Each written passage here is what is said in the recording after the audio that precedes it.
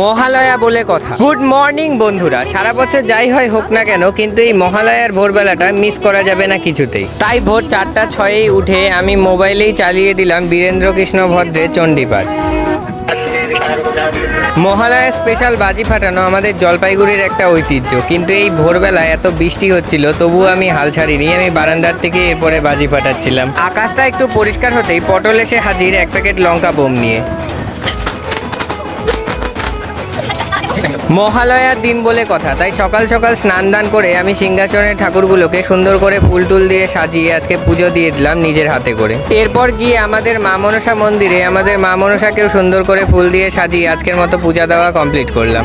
এরপর আমি আমার সাইকেলটা নিয়ে রেডি হয়ে বেরিয়ে পড়লাম এক পুজো বাড়ির উদ্দেশ্যে, যেখানে মা ভৈরবী এবং মহাদেবের পুজো হয়েছিল। এরপর প্রসাদ খেতে খেতেই আজকের মতো ভিডিওটা এখানেই শেষ করছি। আবার দেখা হচ্ছে নেক্সট ভিডিওতে। আর তোমরা সকলেই জানিও তোমাদের মহালয়া কেমন কেটেছে।